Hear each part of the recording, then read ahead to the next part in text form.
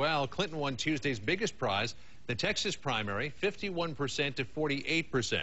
As for those pesky Texas caucuses, well, we're still waiting for the results of those. They're going to resume counting this morning. The winner gets 1/3 of the state's delegates. 2/3 were allocated in the primary process. Clinton also won Ohio 54% to 44%. One analyst said the controversy over the North American Free Trade Agreement helped her in that state. Taking a look now at the delegate map, Clinton in the light blue also won Rhode Island. Now his 1,365 delegates. Obama in the dark blue won Vermont and is 86 delegates ahead with 1,451. He remains, though, 130 delegates ahead in the pledged delegate count. 2,025 delegates are needed to win the Democratic nomination.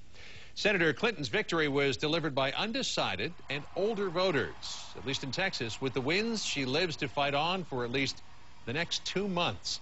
Serenaded by cheers and Bruce Springsteen's The Rising, she dedicated her comeback to Ohio voters and promised them she won't talk, she'll act. I have big dreams for America's future. The question is not whether we can fulfill those dreams, it's whether we will. And here's our answer: yes, we will. We will do what it takes, and we will, once again, make the kind of progress that America deserves. The Democrats are fiercely competing to reach their magic number of 2,025, the number of delegates needed to win the nomination. Can they do it?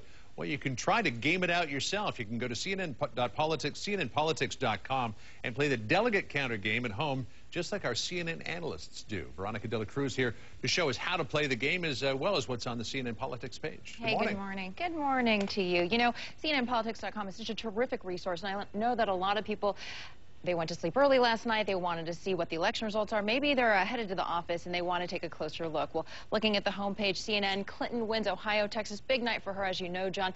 McCain secures the nomination. You can go ahead and read the article online. Also, you can take a closer look at the delegate counts. As you know, Clinton is still behind Barack Obama. Barack Obama with 1,451. And as you know, big night for McCain. 1,226 is what he ended up with. And you know, John, that magic number, 1,191. So if you wanted to take a closer look at all of that, you could do so. Also, how did the vote play out last night? How did people vote? This is a look at Texas, light blue representing Hillary Clinton, all the dark blue counties going to Barack Obama. That's what kept him competitive. For example, in Austin, he won the vote, 63% of the votes in Travis County. Dallas as well, pretty similar, 62%. We saw the same thing happen, John, in Ohio. Columbus, for example, in Franklin County, he won 56% of the vote. Also in Cuyahoga County, with 53% of the vote. So just in case you have more time on your hands and you want to figure out where the race goes next, right? Let's take a look at this delegate counter game where you can go ahead and figure it out on your own. We know that they're still trying to sort things out in Texas, Ohio, going to Clinton, Wyoming, some of the next races, let's say that goes to her, Pennsylvania.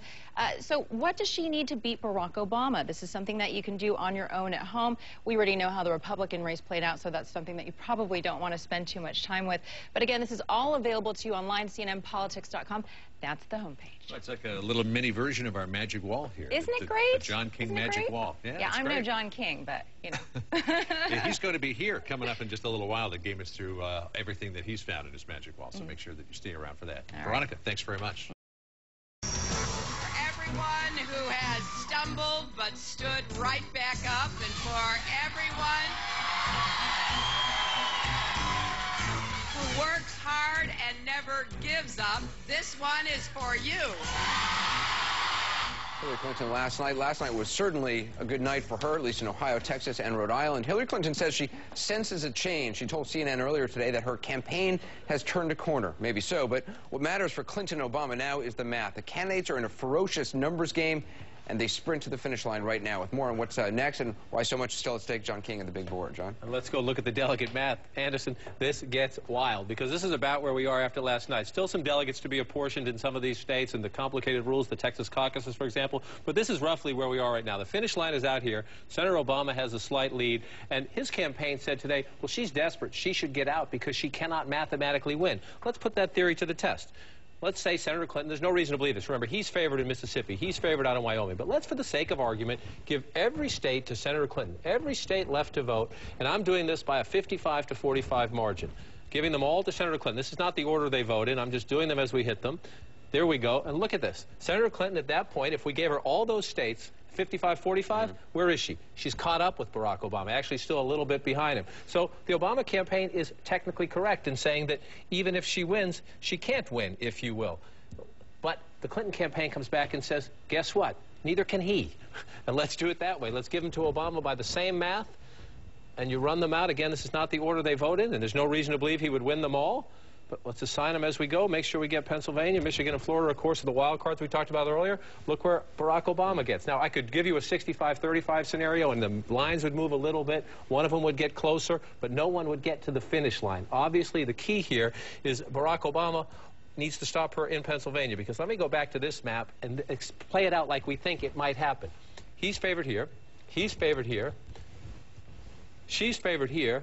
So after Pennsylvania, Anderson, we may end up right about here. He is still ahead, but she is close enough to then fight it out. She likes these states. She thinks these states are going to go just like Ohio, especially if she can win Pennsylvania. She wraps herself around right there, and she, at that point, is still behind him, which is interesting why the Obama campaign keeps saying this. So let's assume Barack Obama, I have to take that off to do that.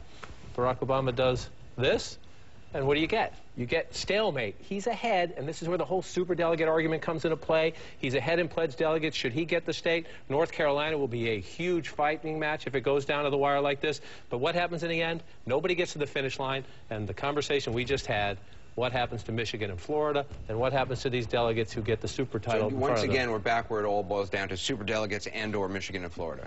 Unless somebody breaks this open in a way that we simply haven't seen, which is why, again, just like Ohio and Texas were critical, Pennsylvania is now critical to Senator Clinton. A long way till the end of April. But if she wins Pennsylvania, then there is stalemate. It's almost guaranteed stalemate to the very end. Fascinating, John King.